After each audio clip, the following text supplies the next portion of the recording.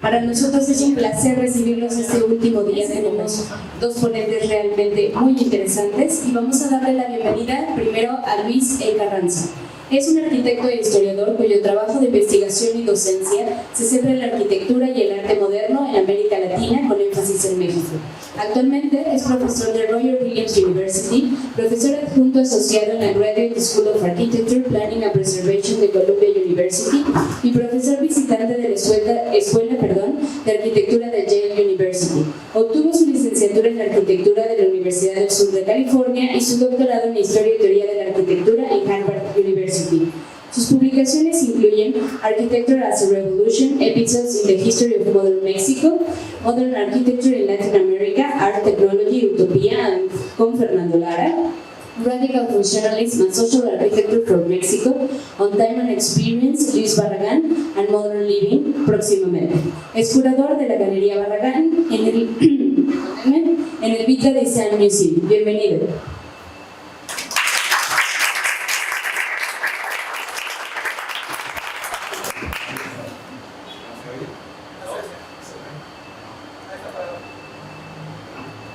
¿No?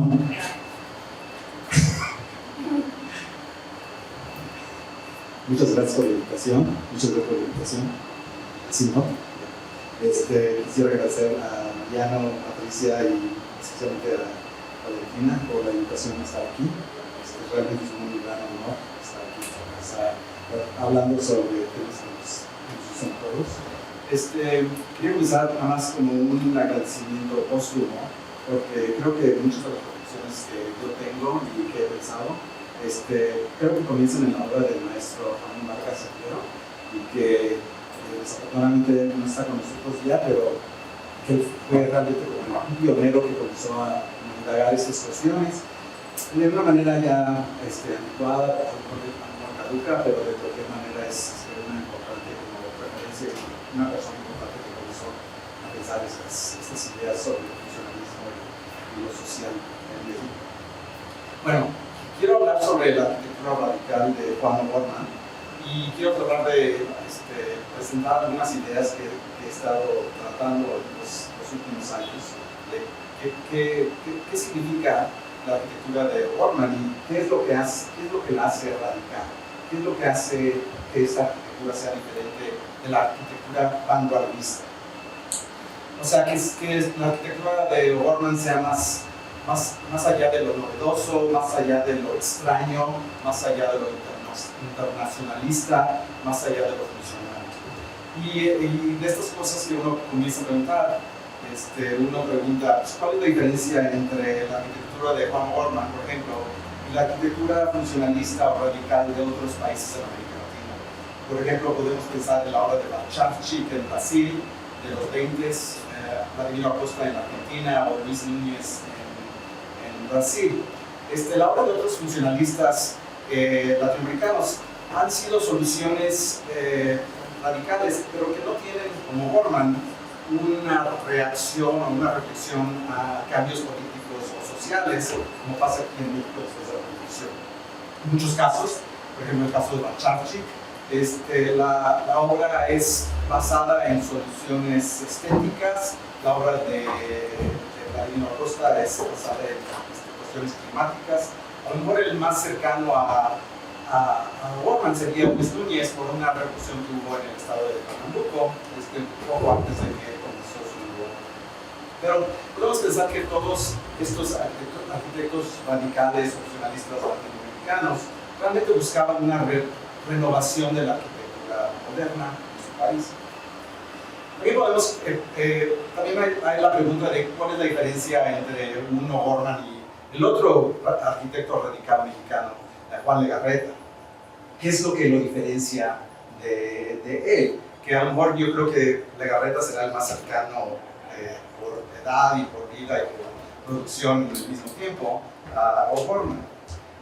Legarreta, como sabemos todos, buscaba una solución a los problemas de la clase trabajadora, comenzando con su tesis profesional, una casa para obreros que construyó.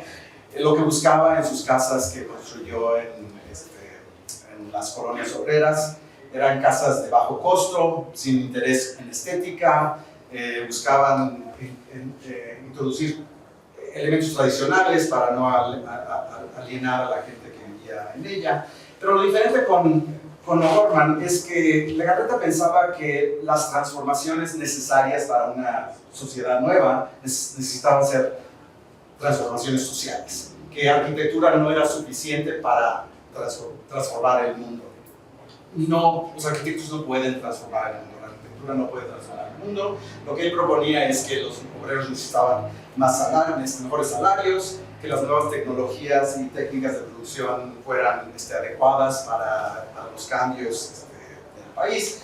Y a final de cuentas lo que él proponía era la disolución del capitalismo. Entonces, una idea de que solo una arquitectura social puede existir en un país socialista.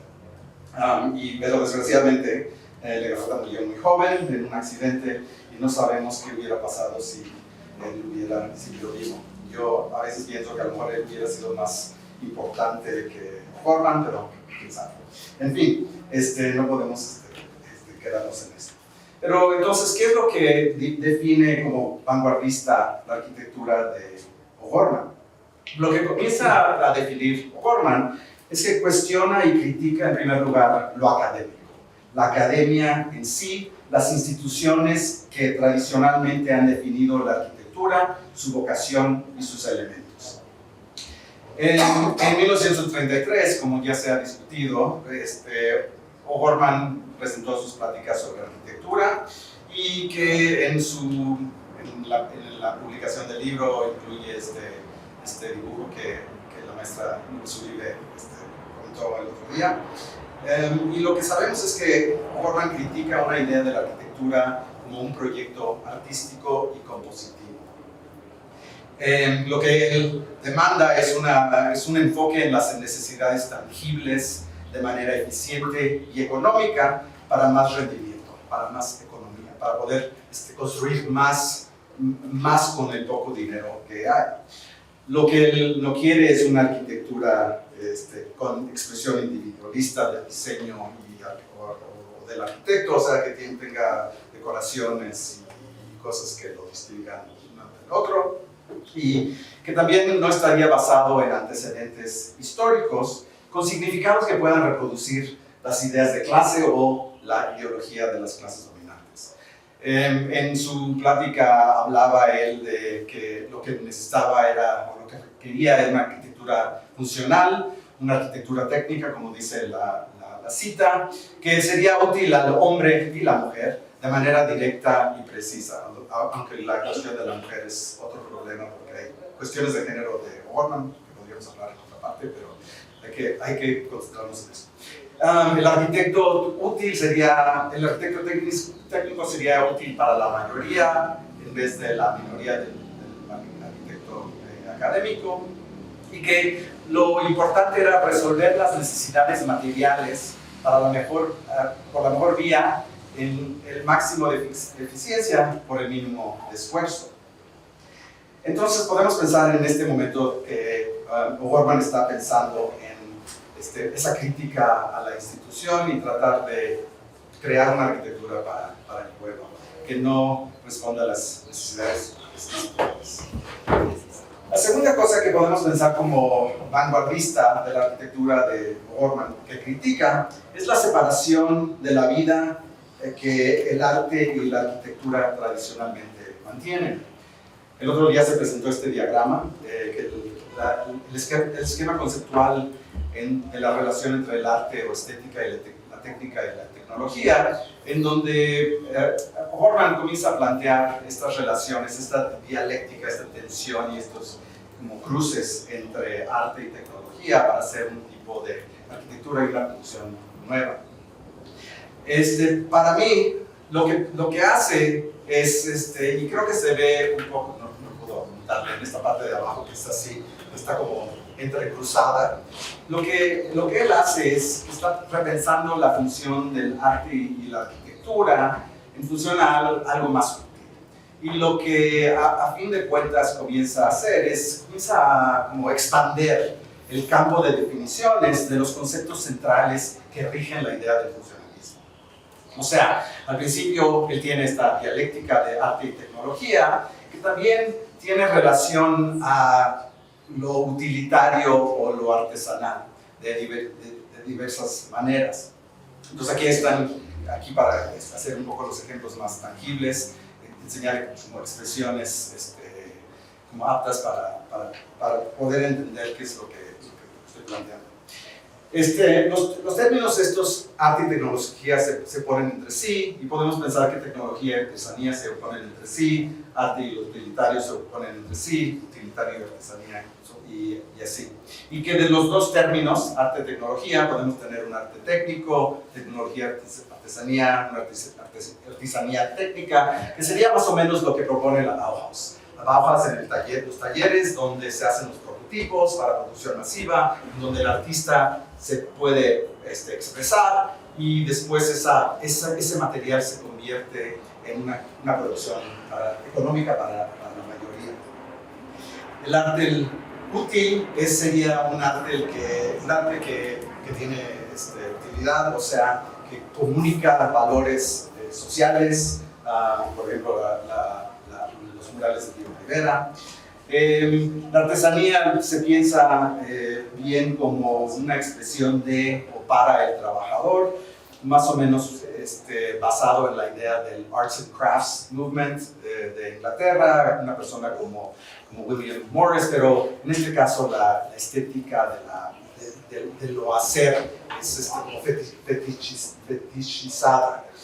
Y después la creación de algo que es utilitario de manera honesta y directa con la cultura sería la artesanía útil, el folclore, que es más o menos lo que, bueno, es exactamente lo que O'Gorman propondría para las casas de Diego y Frida cuando él comenzó a modelarlas, que ahorita enseñar estas fotos, que al final estas ideas de esta tensión, esta expansión de conceptos de qué es el funcionalismo y que es más de solo esta tensión entre arte y tecnología, es importante como enfatizar, y que al final lo que buscamos y lo que podemos entender es que la arquitectura es funcional, que esta funcionalidad es legible en una manera directa, y que también tiene parte de lo cotidiano, que es parte del entorno, de las ideas del trabajador, del obrero, de la gente en general. Entonces, como segundo plano es como esta idea de lo que O'Gorman está planteando. Podemos también ver esta expansión cuando vemos cómo comienza a disolver o eliminar la división que existe entre el arte y la vida, para que el arte sea parte de lo diario y que no sea algo especial e inaccesible. Esto se ve, yo creo, especialmente en el uso de pintura popular, como los colores de las casas populares, como ya se ha platicado, que realmente el color de la fachada trasera de la casa de este edificio, que hubiera sido de color rosa o salmón o algo así, que se encuentra en cuando se revela la firma y que se pone la foto de Murray, bueno, ya cosas que ya Cristina ya habló. Pero lo importante también pensar en esta disolución es que hay esta disolución entre el arte como un objeto diferente a la arquitectura. Es importante notar que O'Gorman estaba haciendo las fachadas al fresco y que en fresco, según Rivera, en un artículo que escribe sobre la relación entre la arquitectura y el arte, plantea que el fresco es arte y arquitectura al mismo tiempo, que las dos cosas se vuelven una al mismo tiempo.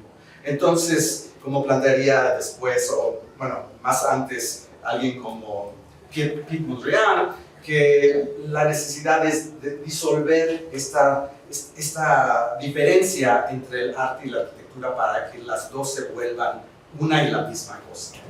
Entonces, podemos ver que esta idea de fusionar arte, arquitectura, por medio de paredes, es precisamente lo que hace en la Casa Cueva.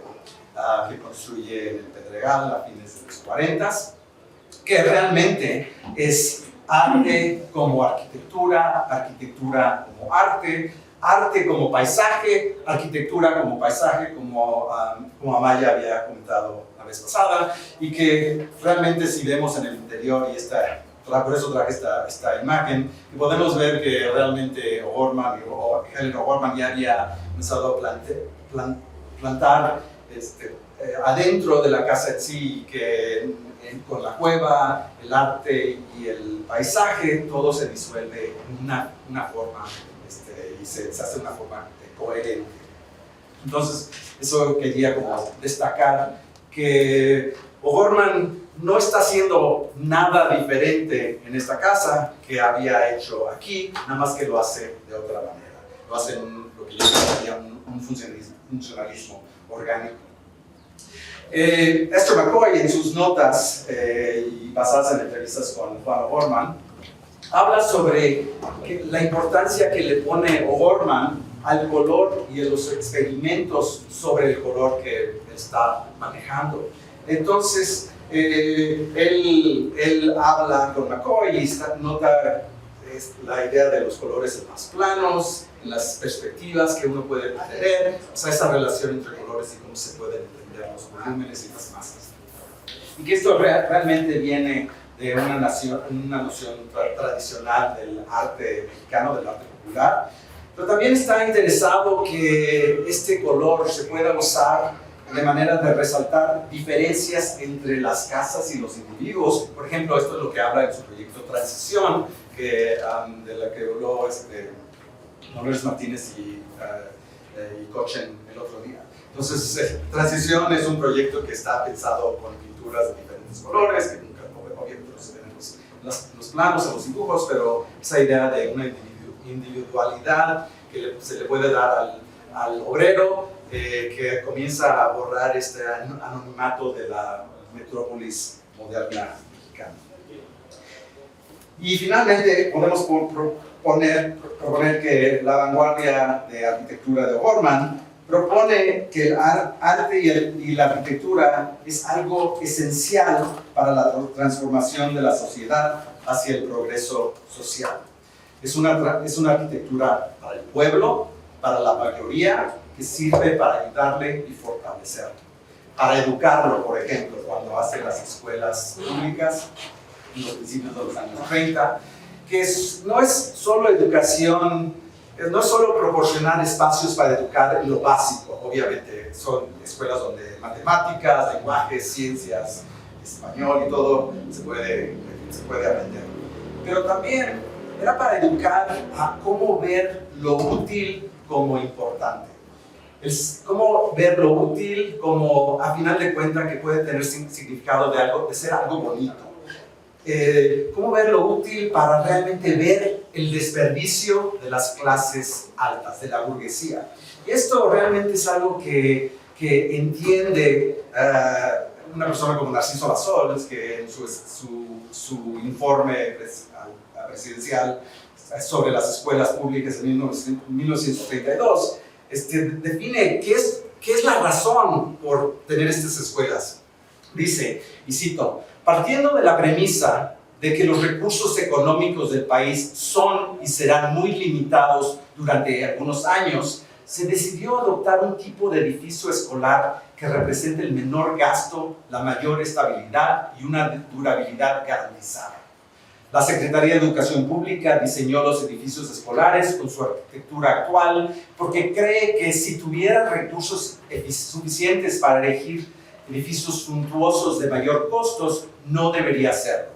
Una arquitectura suntuosa impediría que los niños o niñas, quienes reciben sus primeras y más importantes nociones morales en la escuela primaria, desde impugnar las tendencias a usar la riqueza de manera antieconómica, hasta impugnar el consumo superfluo inspirado por la vanidad o en un falso artificio. Entonces esa idea de estar en espacios para entender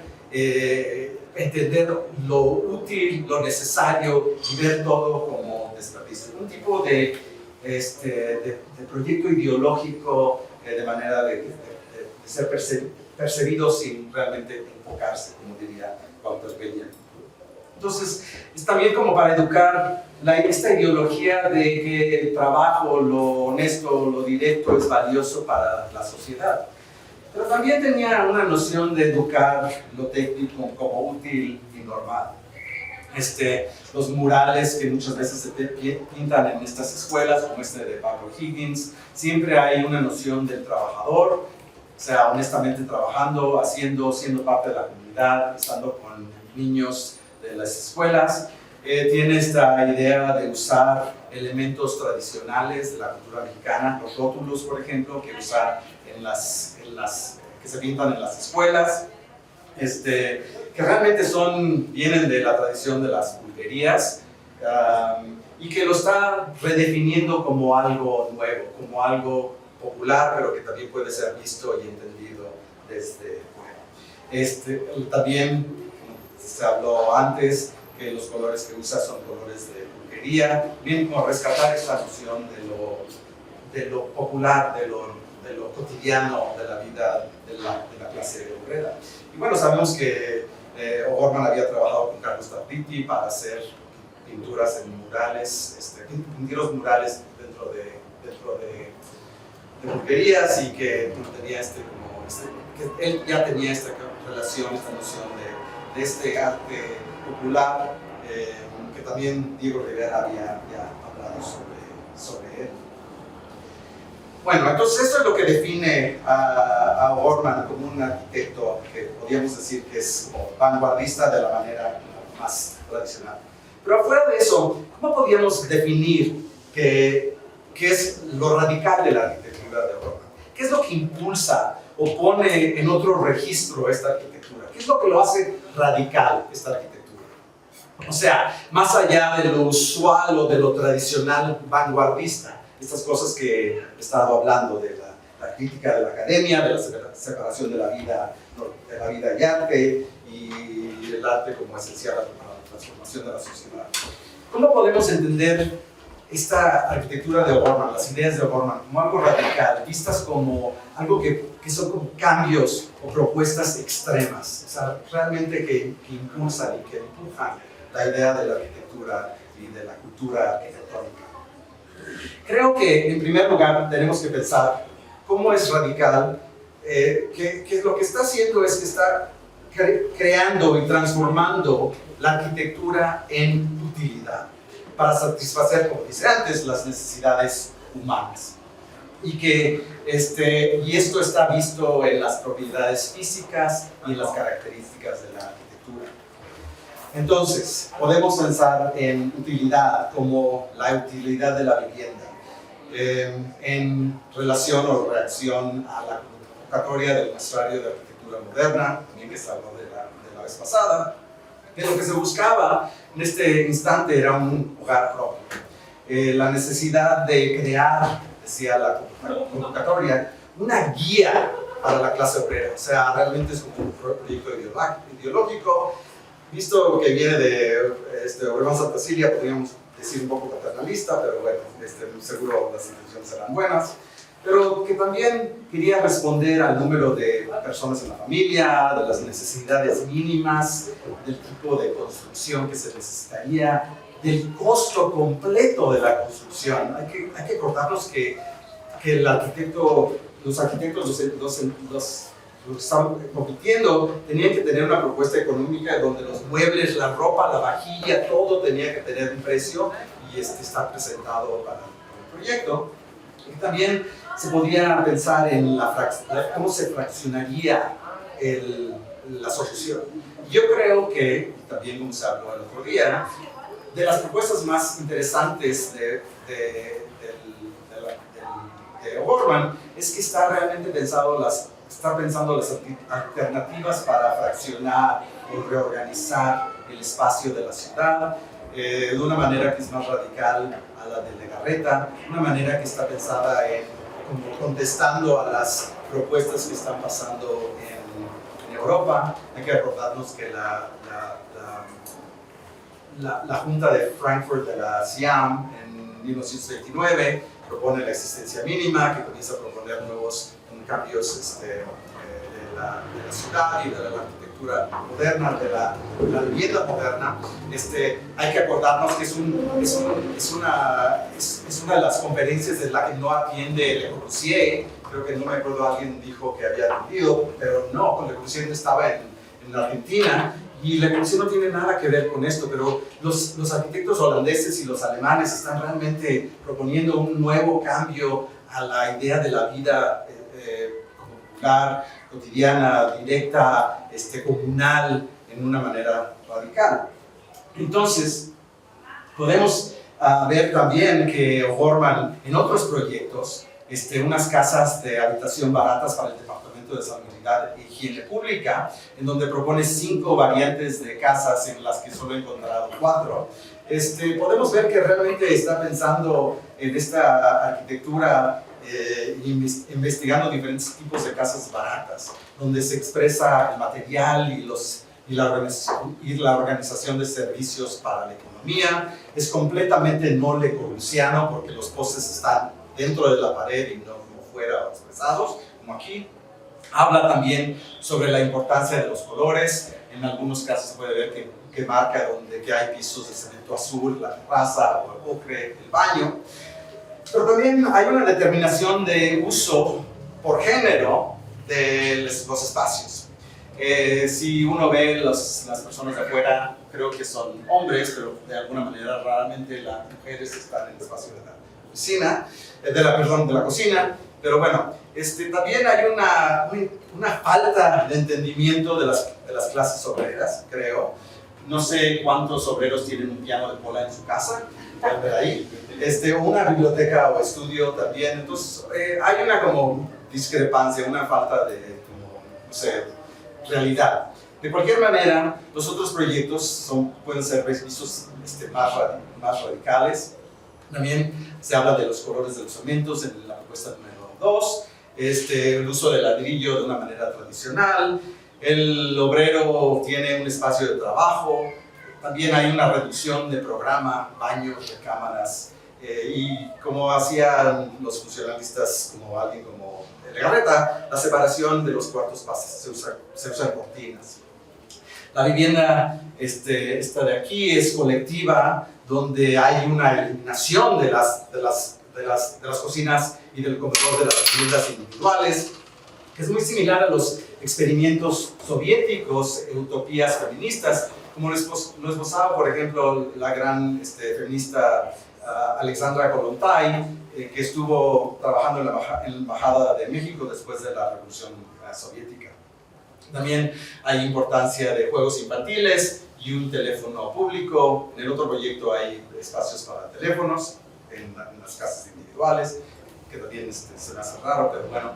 Y después el último proyecto, que parece ser el más radical, a lo mejor el más aburrido de todos, donde todas es una como acumulación de unidades estandarizadas. Raramente, o sea, de una manera rara, regresa la cocina. Entonces, o sea, como que no hay como continuidad a las ideas que están trabajando. Entonces, esto de propiedades físicas y las características de la arquitectura que satisfacen la utilidad. Pero además de esto, básico del funcionalismo es que no es mercancía y que niega el fetichismo de la mercancía, que se evalúa el trabajo y el esfuerzo humano. En otras palabras, podemos verlo exactamente en las escuelas públicas. La eliminación de lo innecesario. Las ventanas al sur, por ejemplo, estos pasillos dan al norte, entonces no es necesario tener ventanas. Hay unos agujeros para que pase la sacalla ventilación, pero o sea, eliminar lo innecesario, crear algo que es simple, y con estas fotos creo que de Jiménez, algo que parece dinámico con la sombra, que es realmente antiestético, que es una expresión de los materiales, de los servicios, de la estructura, y que es una arquitectura pública. Entonces, esta idea de evaluar el trabajo, lo directo, no hacerlo como algo que podemos hacer, como valorarlo y venderlo de manera por ser radical. La obra de O'Gorman se podría definir como objetos o arquitectura rebelde, que provienen de materiales limitados y razones culturales, que es realmente antiestética.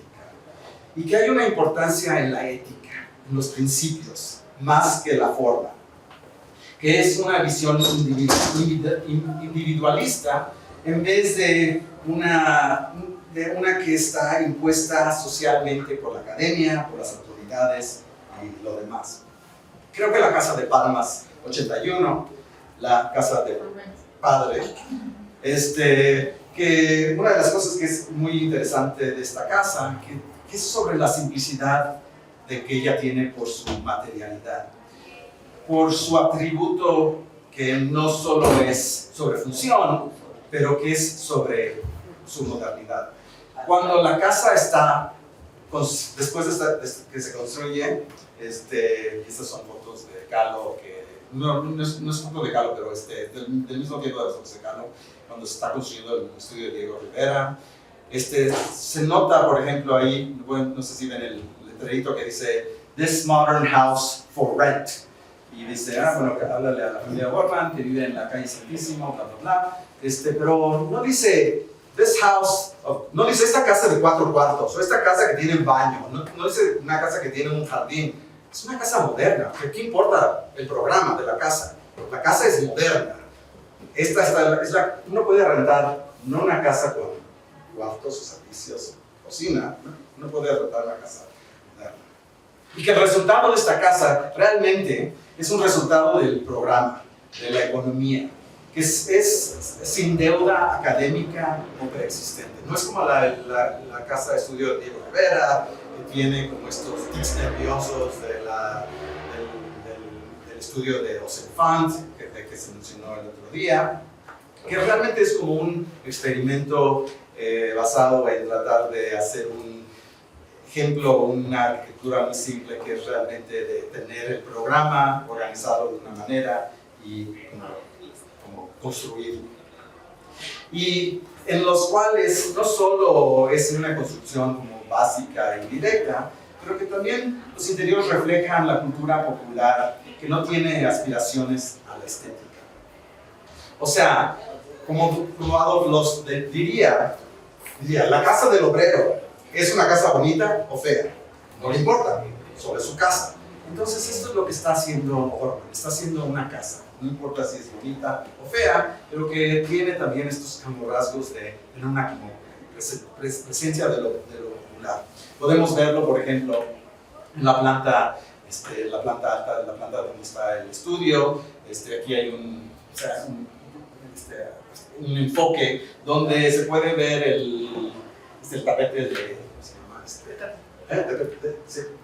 El petate, gracias. El petate, que está obviamente pensando en, oye, alguna como silla popular, está realmente pensando en los muebles que serían populares, podrían ser parte de este tipo de arquitectura. Pero también esta casa refleja el proceso de mitificación de O'Gorman. O sea, estas cuestiones de cuándo fue hecha la casa, para quién fue hecha la casa y lo demás. Como podemos ver, el nombre de la casa ha sido alterado, se ha borrado. Antes decía Casa Familia O'Gorman y después se borró para decir el señor Cecil O'Gorman. O'Gorman en varios lugares plantea diferentes fechas para la casa. Creo que la más temprana es 1928, según Esther McCoy. Pero cuando vemos el sello del arquitecto, porque no se había recibido todavía como arquitecto O'Gorman, podemos ver que el sello es de diciembre 23 de 1930, o sea, entonces tenemos que pensar esta casa como 1931, por lo menos. Entonces, realmente no fue la primera casa funcionalista de México. La primera casa funcionalista de México fue una casa hecha por 2 arquitectos funcionalistas suizos en la colonia del Valle, pero que no importa si no es esta la primera casa funcionalista, o que la otra fue. Lo importante es que la hizo O'Gorman y que fue una expresión de experimentos, de inquietudes que tenía, pero que al fin de cuentas a lo mejor esta idea de automitificación que ha cambiado el discurso de la casa en sí.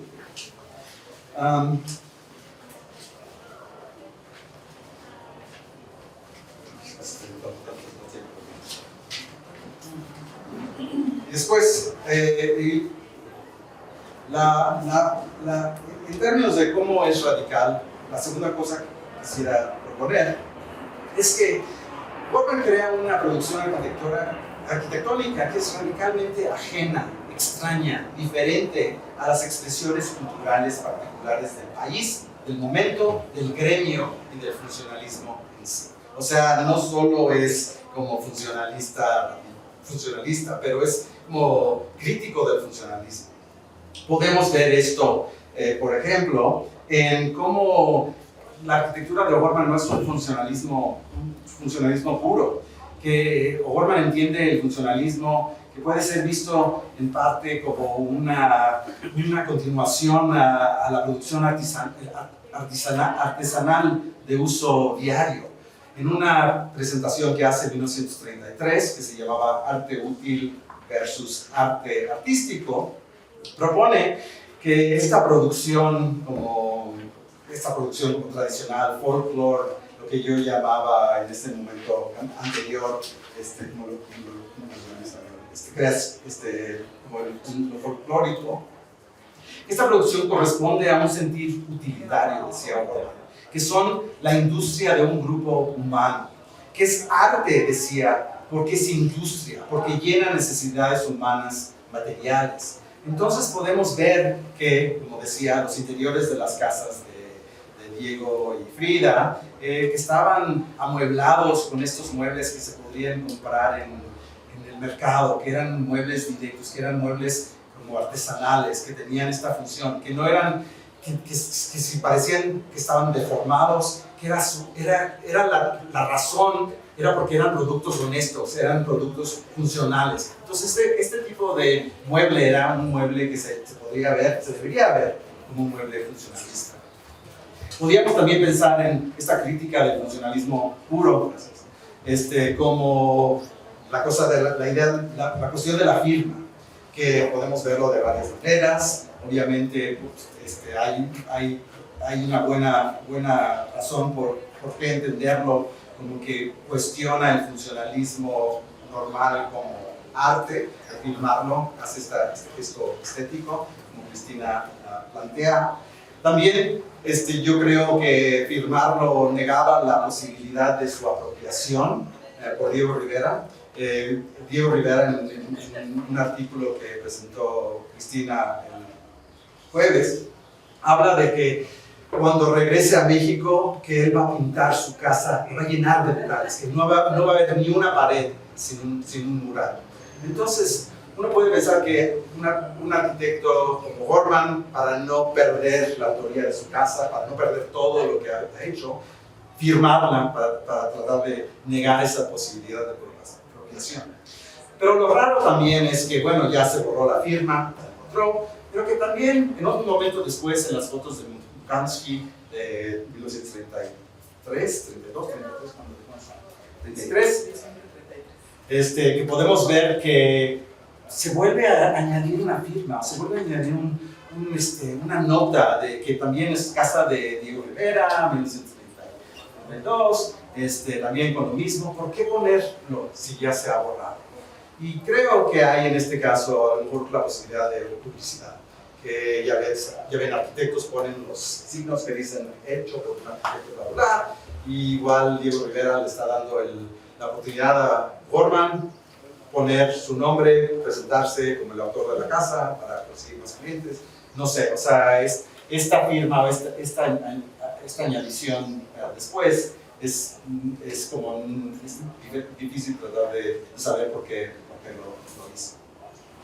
Y además de esto, en términos de cuestionar el funcionalismo en sí, podemos proponer que hay un cuestionamiento del funcionalismo como algo puro que no tiene que ver con la historia. Pero realmente lo que vemos es que hay una importancia de la forma arquitectónica en relación a las formas históricas. Diego Rivera había escrito sobre este edificio de Obregón Santa Cilia y José Villegas García en 1925-26.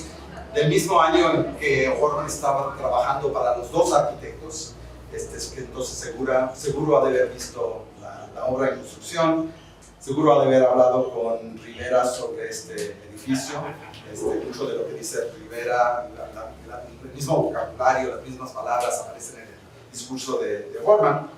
Pero Rivera habla sobre esta vivienda en la calle San Miguel, que es una arquitectura contemporánea en armonía con lo que dice, cito, la arquitectura mexicana hecha ya, o sea, hace tradición.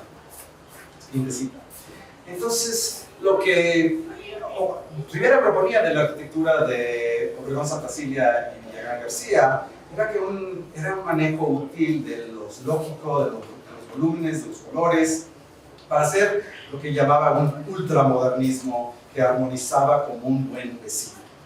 Y no es por nada, creo, que la foto que se toma de la escuela primaria de Xochimilco tiene ese tipo de relación con la foto que tomó Guillermo Caro en un momento anterior, 25, 26, de esta cúpula de clase. Que hay esta idea que la forma arquitectónica, los colores, que tienen esta armonía por su simplicidad, que es una arquitectura que no rechaza lo tradicional, que no rechaza lo histórico.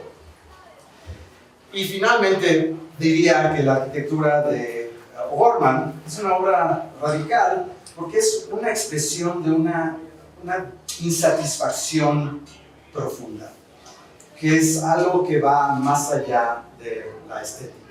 Es una presentación de una arquitectura de manera que nos forza a ver el mundo diferente, que trata de reconceptualizar nuestra mirada. Entonces, por ejemplo, dibujar una axonometría como lo hace la Escuela Técnica Tres Guerras, que publica así con el negro en The New Architecture of Mexico de Esther Bourne, es realmente una cosa de que O'Gorman se está uniendo a la vanguardia general que está haciendo estos dibujos con ángulos para como desnaturalizarlos, para proponernos que los veamos de manera diferente, que está realmente respondiendo a los racionalistas rusos, que no es racionalismo como lo pensamos en términos de funcionalismo, pero que son unos arquitectos que están estudiando la manera de la percepción de las formas, los efectos de las formas en la percepción humana, que tienen que ver con las ideas de Viktor Shklovsky y la idea de la enajenación artística, que los edificios de alguien como Melnikov, del pabellón ruso en la feria de 1925 en Francia, tienen que ver. Entonces, que hay algo que O'Gorman está tratando de hacer con dibujos como axonométricos así, pero que también está interesado en actualizar sus propuestas. Cuando publica en 1936 Arquitectura Contemporánea en la revista de la LEAR, llamada Frente a Frente, Arquitectura Contemporánea es la práctica de la arquitectura de 1933, que está proponiendo, decirlo de otra manera, que el problema no se ha resuelto, que todavía hay los mismos problemas que hay que tratar. Pero en este caso está usando como ejemplos de arquitectura vanguardista rusa, como este planetario que había encontrado en una de estas revistas francesas de arquitectura que llegaban a México. Podemos ver que sigue actualizando sus propuestas por su vida, o sea, a lo largo de su vida, la famosa escalera de la casa de Frida, tiene esta cualidad muy radical en términos de su simplicidad, que la vuelve a usar en la Casa Cueva muchos años después. En otras palabras, que él propone que el problema no ha sido resuelto, que los problemas pueden hacer. Pero también en términos de dibujos podemos pensar en la presentación didáctica de la técnica y la construcción. Vieron estos dibujos de unas axonometrías de la escuela primaria en Tampico de 1984. Estos dibujos que enseñan cómo se construye los materiales, una idea de una lógica de construcción que nos permite o nos invita a hacer una construcción mental del proyecto en sí. que a su vez, por lo técnico que es, por la marca de los materiales, de la varilla, de los baños, de todo, o sea, de una manera como abierta, que niegan también lo estético por lo necesario, que lo importante es lo necesario, la expresión didáctica, la construcción mental de la arquitectura. Y que finalmente, en términos de pensar la cuestión del arte, que reflexiona O'Gorman sobre la idea del arte y la arquitectura, que está realmente repensando cómo se dibuja y por qué se dibuja una casa. Entonces la famosa perspectiva de la casa estudio de Diego Rivera, que para mí es un poquito feita, yo creo que podría... O'Gorman era mucho mejor dibujante de esa casa, pero lo que podemos ver es que si uno pone una foto de la casa de ese momento como base, o sea, abajo de un papel mantequilla y uno comienza a dibujar, que hay cosas muy precisas en ese dibujo. Entonces, lo que creo que pasó era que O'Gorman estaba basando su dibujo en una fotografía ya existente de la casa y que a lo mejor la parte de abajo, que tiene lo peor de la perspectiva, y a lo mejor no la pudo dibujar bien porque ya estaban ahí los cactus, o a su vez que no estaba interesado en hacer un dibujo que fuera bonito, porque lo que no está interesado es en hacer algo artístico, que quiere hacer algo que representa el proyecto, pero no quiere fetichizarlo como una obra de arte. Entonces, por eso tiene como una cosa rara. Y lo interesante de todo es que este dibujo es ya después de la construcción de la casa en sí. Esta foto famosa de O'Gorman, si uno se fija,